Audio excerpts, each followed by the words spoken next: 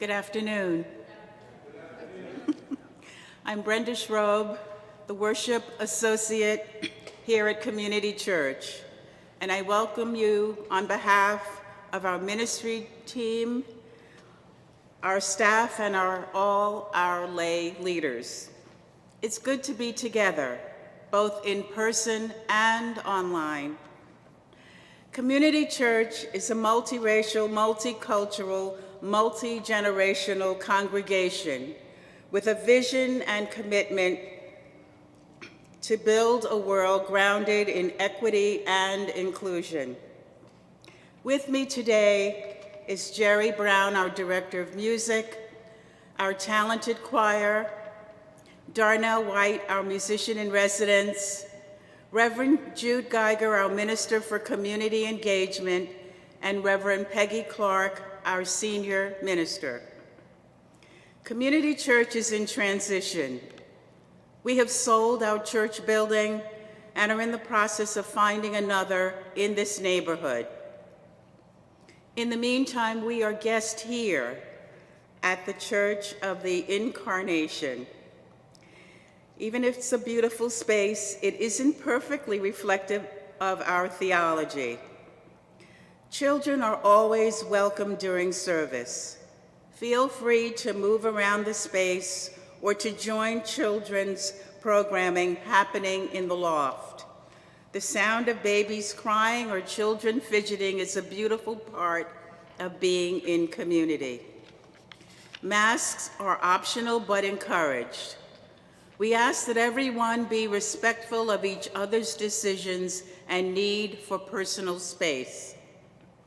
Today's service is called Healing the Wounds That Bind. Please rise in body or in spirit to join me in our opening hymn, Everything is Possible, in the Teal hymnal number 1019.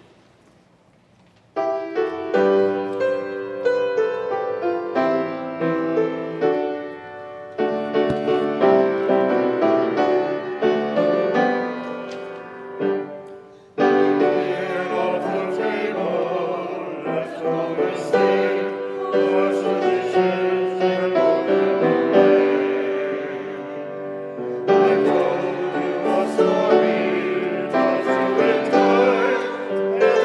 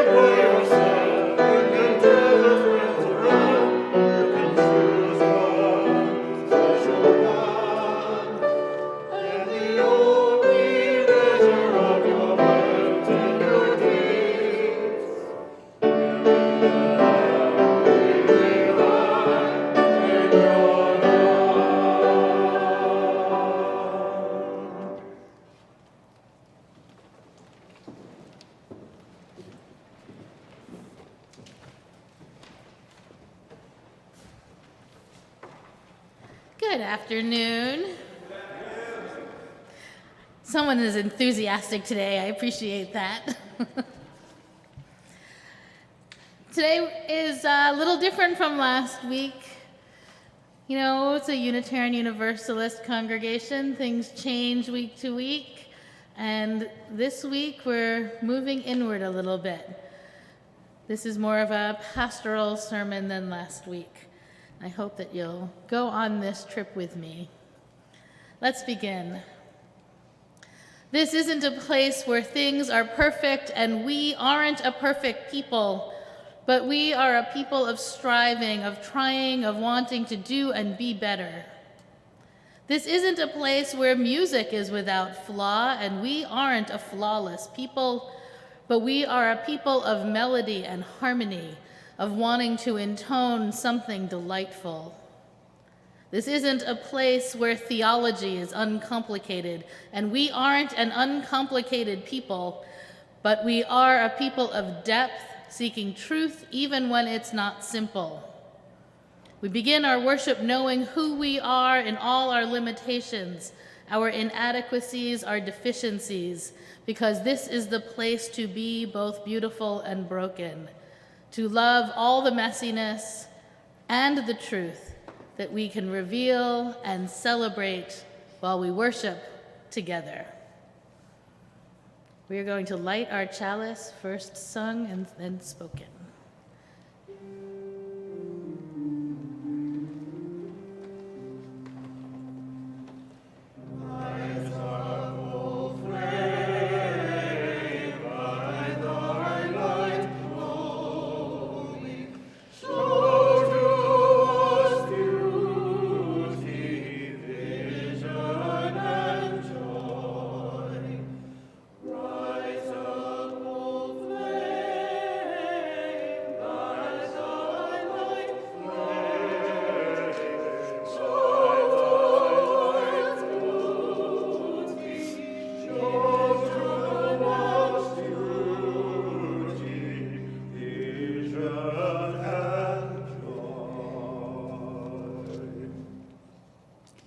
Please join me as we light our chalice.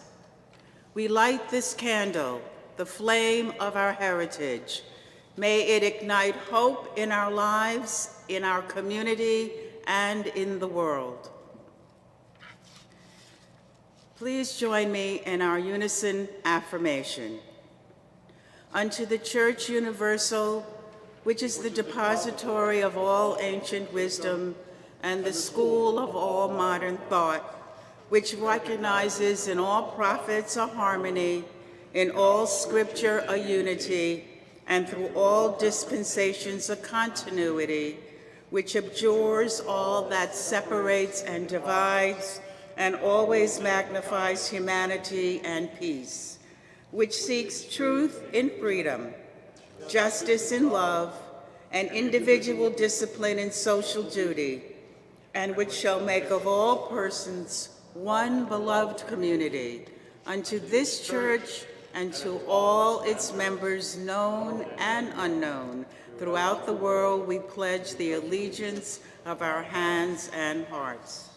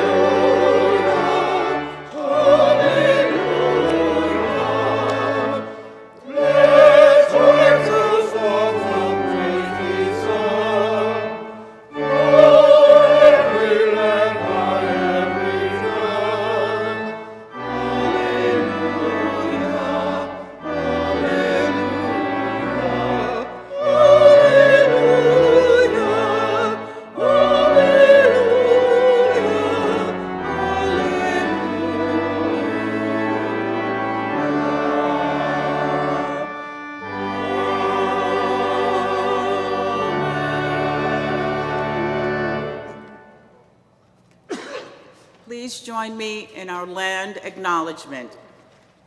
We are gathered on the unceded land of the Lenape peoples, We acknowledge the Lenape community, their elders, both past and present, as well as future generations. This acknowledgement demonstrates a commitment to beginning the process of working to dismantle the ongoing legacies of settler colonialism. It is now time to greet your neighbor.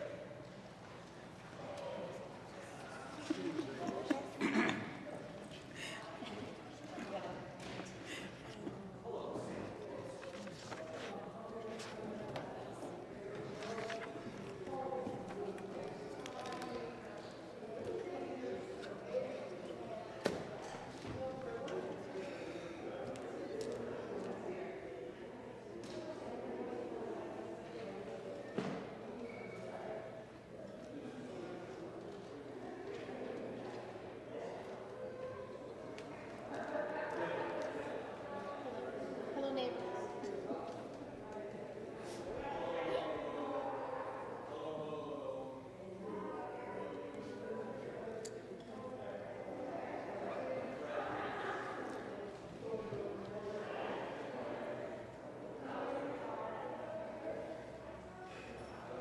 In a moment, I'll invite us back to our seats to enter, after the sound of a chime, into a time of silence before prayer. With all the wiggles and sneezes and coughs in the world, it's not about the perfection of silence, but the intention. Let us center with the beginning of a chime.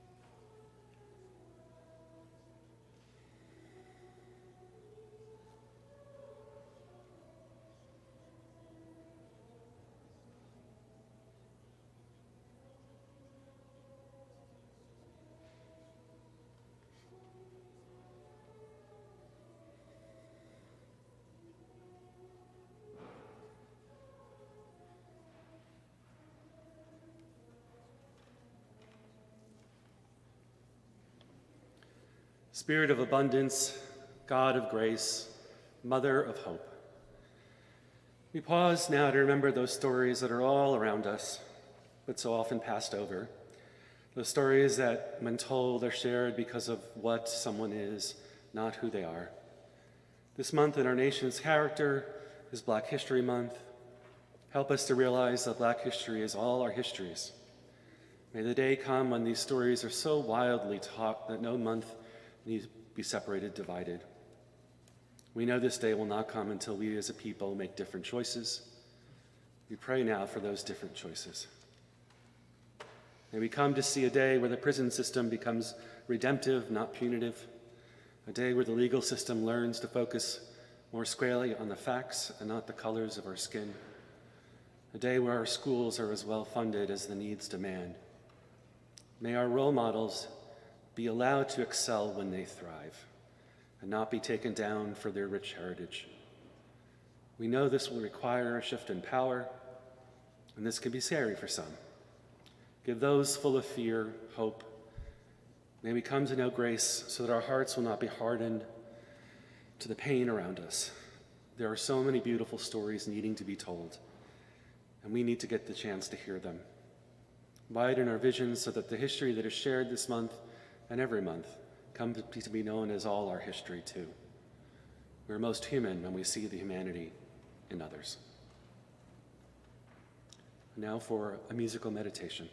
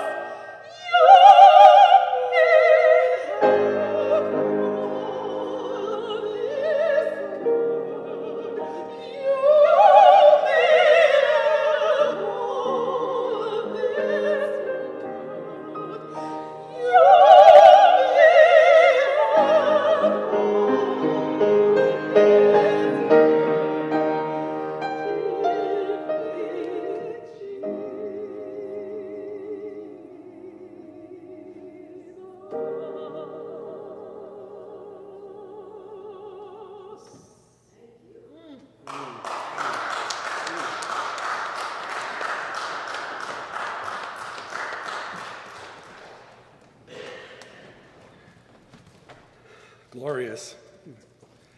Our reading is from the great poet Alice Walker, The Taste of Grudge.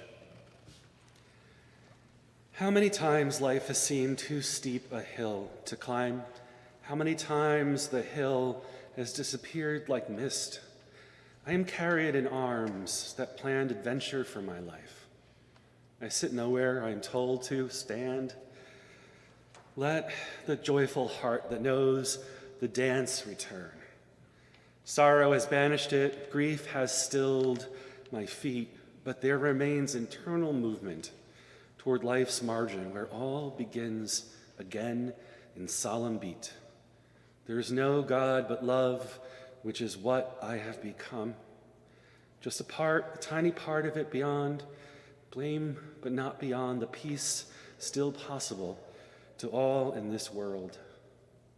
I do not mourn, that is not the feeling I have, but rather I feel the cool darkness inside me steady as a slowly flowing stream. It glimmers and glows, but little yet lights my way. Save yourself. It can be done, even if the mind is shambled. Sit still. Place your back against a tree like Buddha and steady it. Silence it. It wants to go on possessing, controlling, raging, dictating, lying. But life's too short. You'll wake up in the night one day and it will all, this life, be over. What a waste is any kind of grudge. The taste of grudge destroys completely the taste of cherries. Wake up before it is too late. Rejoice to have the noble dwelling of your body with all its teeth. We did what we could with what was forced on us. No regrets, no blame. The taste of figs, cherries, peaches, mangoes, orange peel scent. With blind luck and many tribulations, we made it to this world. Rising as Maya reminds us, is on our way with devastation. There is no God but love, and so rising is inherent in our heartbeat as we move, carried or knocked about by life. This we know. We were not meant to suffer so much and to learn nothing. I invite you to rise in body or in spirit and sing hymn number 1059 in the Teal hymnal. May your life be as a song.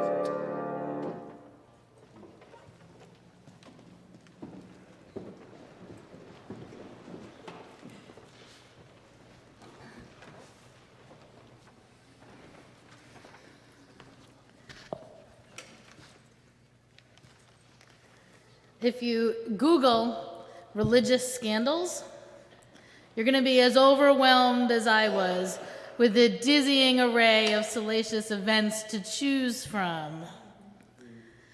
Faced with an astounding list of options, I first clicked Jim Bakker, because that was a familiar name to me.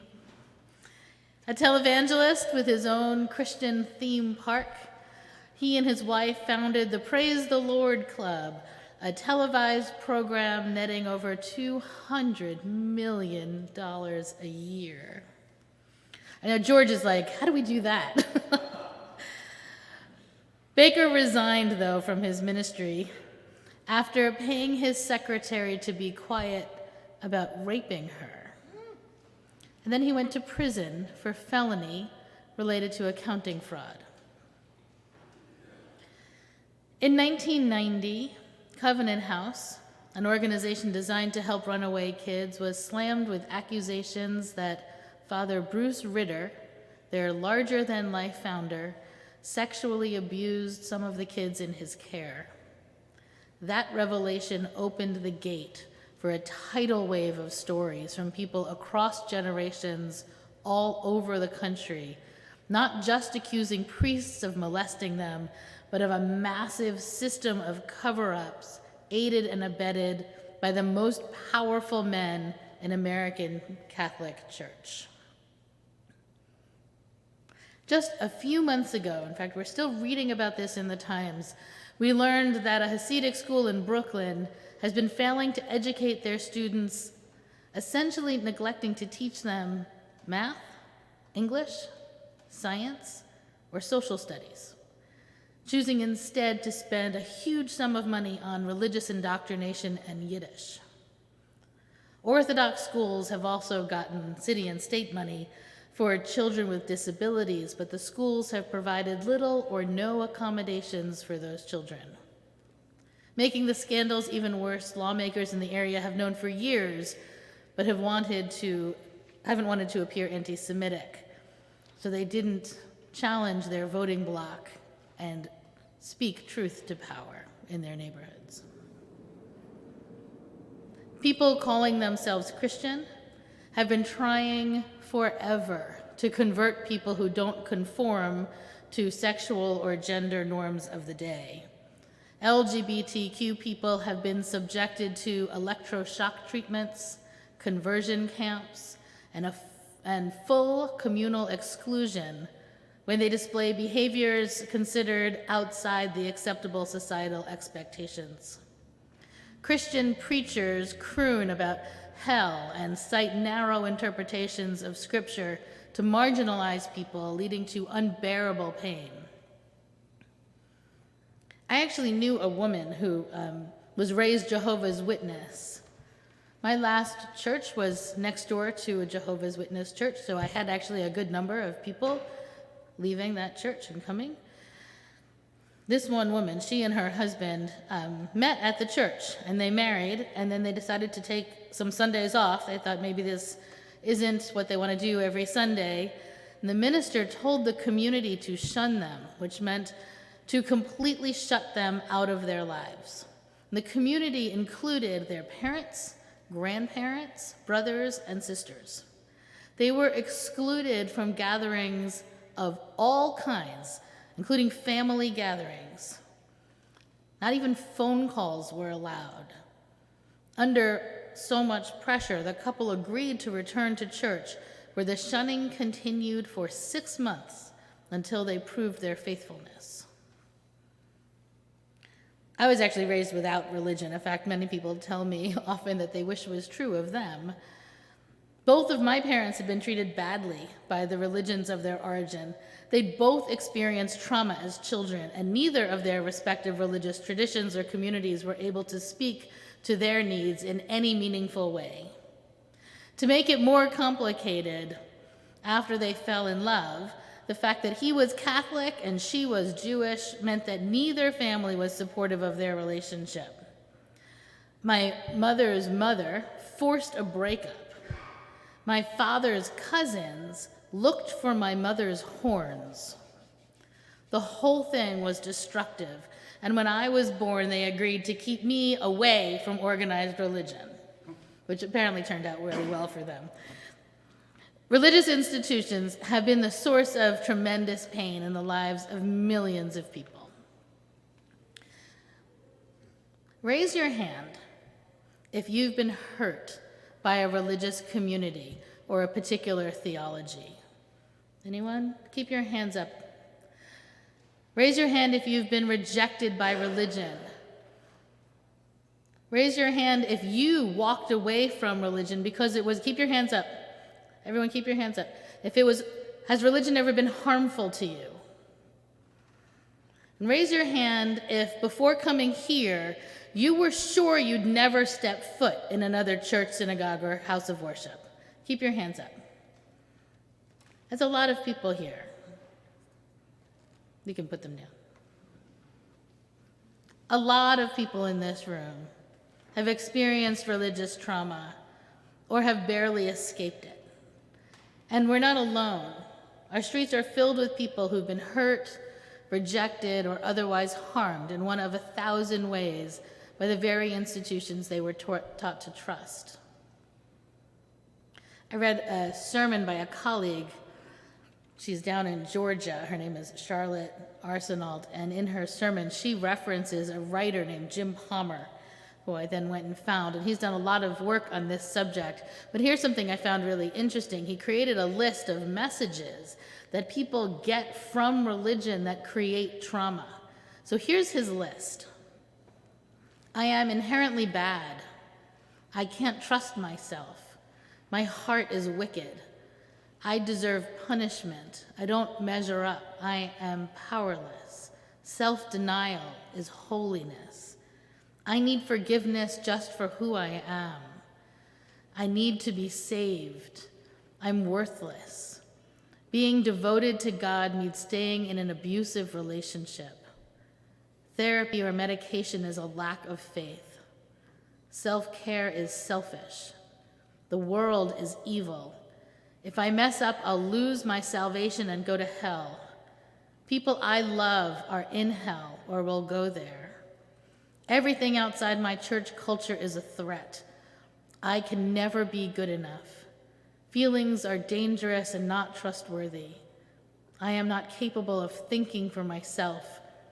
Obedience is true discipleship. Questioning is a spirit of rebellion. I must be perfect. My struggles mean I don't trust God. I am nothing. I am weak. To Mr. Palmer's list, I'd like to add, you don't need science if you have faith. You might be in pain, grieving, terrified, but it's all God's will. This is God's plan. Your beloved died because God wanted them with him. Sex is sinful and separates you from God. Clergy are closer to God than you are. Clergy are rarely wrong, sad, angry, or in need. This is because they have real faith. When you are wrong, sad, angry, or in need, it's your lack of faith. Women are subservient to men. Women should not lead. Women should be quiet. Those might be messages you've heard before. And if so, I am sorry. I am sorry anyone has ever said these things to you or implied them or built a world or a system around them. I'm sorry anyone has ever had to hear them or that anyone believes them enough to repeat them.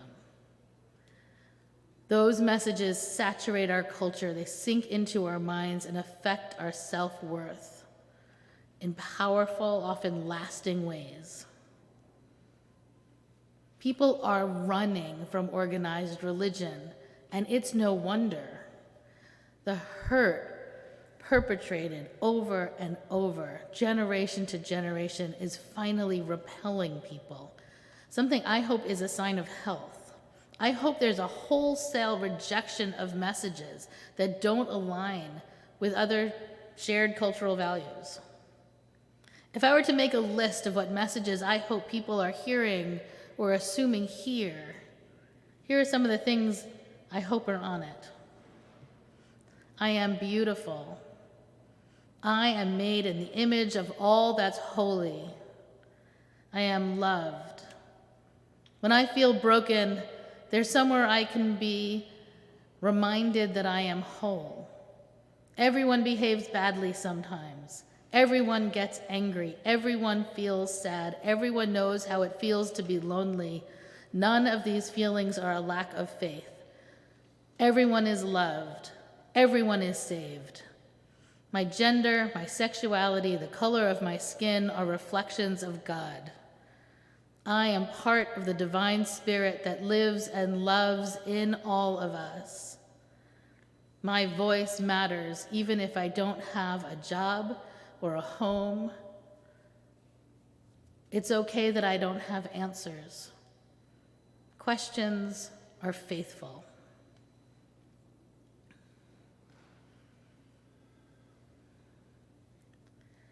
One of the ways I see religious trauma play out is in inherent distrust of clergy and sometimes other church leadership. It's always interesting to me when I see people start to question the motives of their friends once their friends are sitting on the board. I tell board members when it happens, it's not about them, the same way I know. Similarly, suspicious energy I receive is not about me. It's one of the ways we play out years of pain or childhood religious trauma. It's safer to assume malintent of people with any kind of religious authority. We've learned that. Many people have learned that. It's just safer. I'm going to admit it's annoying for us, but in some ways it's also understandable. I don't want to downplay the trauma it perpetuates, though. At least 2 past board chairs have been honest here about how that experience has eaten at their souls. One recently spoke publicly in a congregational meeting that she has some PTSD as a result of how badly she was treated by other members of this congregation when she was in a position of authority.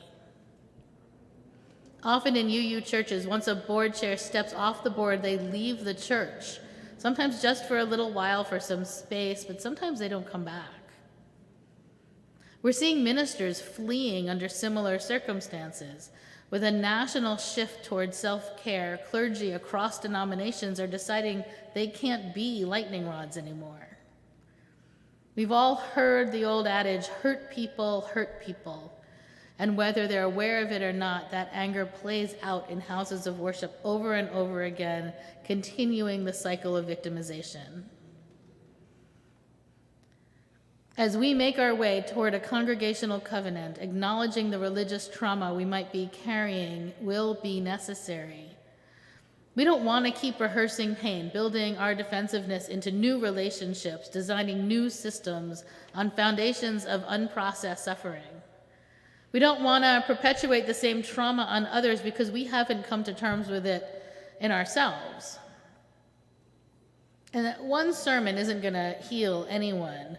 That just isn't a magic touch that I have.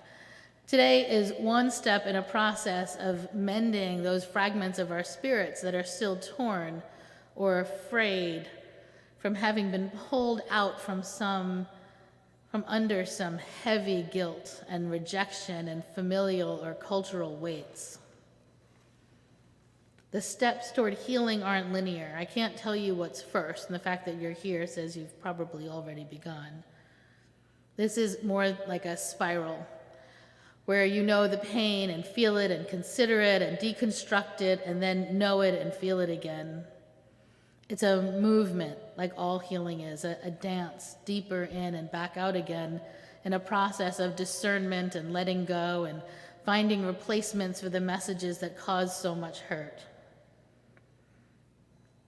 Those healing messages are spoken here every week, and even as you hear them, they won't push out the most damaging messages until they're lived and demonstrated. They're not real until then. One of the things that helps us to live them is to be honest about them, to talk about where and how and when the damage was done. And let me acknowledge something some of you might need to hear. I know that some of the damage was done here at Community Church. I know that this church hasn't always been the safest place for everyone.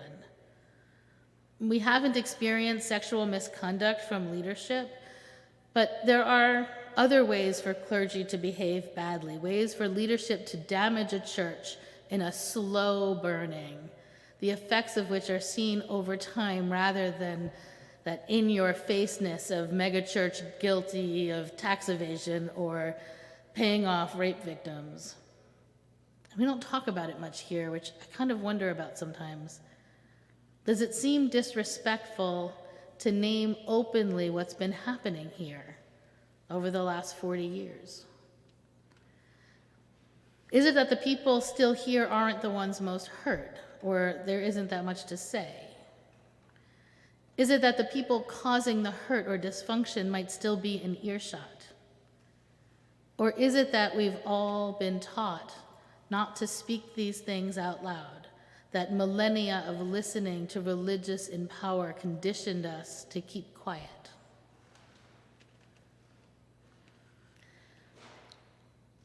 Just before the Me Too movement hit nationally, the female clergy within the UU Ministers Association started telling some difficult truths. At the beginning of that reckoning, one of our luminaries, who has worked with congregations in the aftermath of clergy misconduct, gave a critical lecture to our entire membership. She started by invoking the closing scene of Raiders of the Lost Ark, where the lead character, played by Harrison Ford, told his friends not to look as the Ark of the Covenant was opened, and the demons were released, killing anyone with their eyes open. Do you remember that? When the light is coming out and everyone, he's yelling, "Don't look, don't look." And instead she said to us, "Look, open your eyes and look." We might be afraid, but we have to look and see what's in the box we've been keeping closed or will never heal.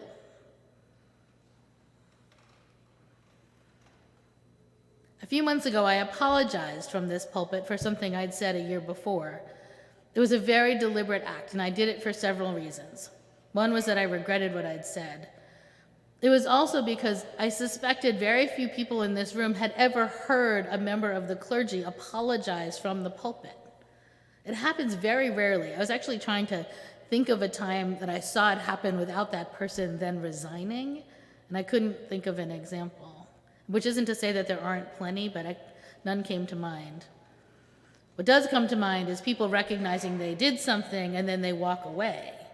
And that might be appropriate sometimes, but I'd like to think that there are ways to acknowledge mistakes that allow for a continuation of covenantal relationship. In fact, that's what I think covenantal relationships are. Some of you have asked me to forgive you for things you've done or said, and my response is always, of course. That's covenant lived in real time. And that's authentic religious community. No shunning, no converting, no hushing or denying. We speak truth in love.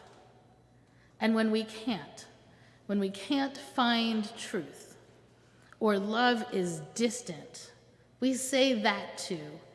We say it in faith, knowing that we will make our way back to ourselves and each other, that we are together, walking each other home. As Alice Walker tells us, there is no God but love. And so rising is inherent in our heartbeat as we move, carried, or knocked about by life. This we know. We were not meant to suffer so much and learn nothing. So here we are with our broken hearts, our healing spirits, and our wisdom being born.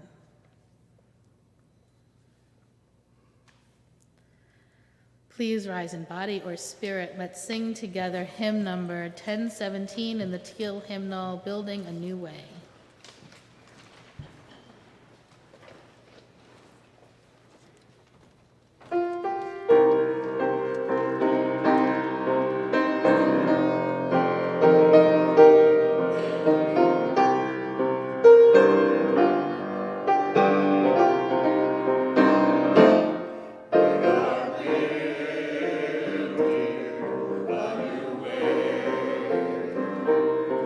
We are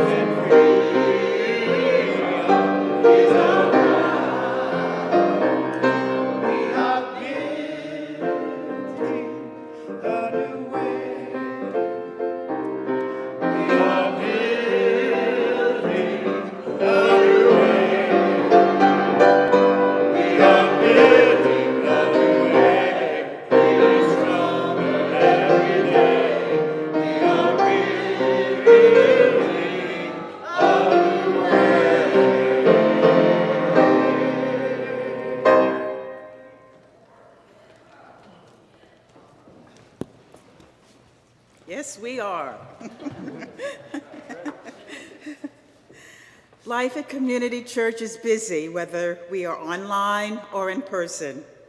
It is our hope that wherever you are and in whatever way you are comfortable engaging in the mission and ministry of this church, we have provided opportunities for you. Please consider joining our volunteer choir. Singing together is a beautiful way to deepen our spiritual experience and build our community. If you or your friends or your kids or their friends want to join our Dungeons and Dragons game, all are welcome. Please see Reverend Jude for information. Several people have expressed a desire to serve as worship associates. Please see Reverend Peggy. She will be creating a training this spring. We are a 7-day church and have programs running every day of the week. You can find more information in the program and on our website. Our ushers are going to pass a plate for our collection. If you were new here, please let the plate go by you with no pressure to give. We are glad for your presence. All gifts offered are accepted in gratitude.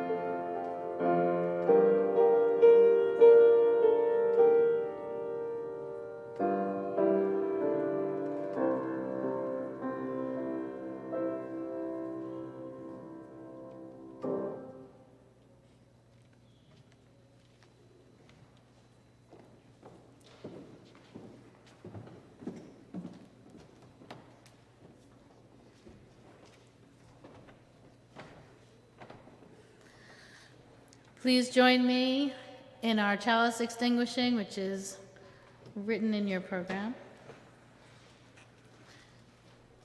Knowing how quickly the flame of truth may be extinguished, how easily the chalice of fellowship broken, let us be vigilant in faith, keep peace in our hearts, and make care for one another the watchword of our lives together, so our light goes out everywhere into the world. Our light goes out everywhere into the world where healing and hope are needed. Let us go to serve this world and one another. Good to be with you all.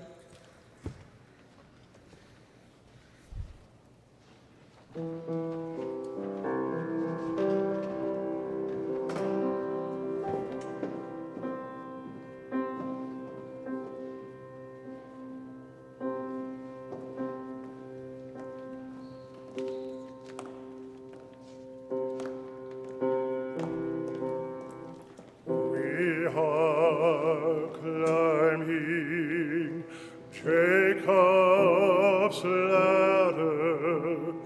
We are climbing Jacob's ladder.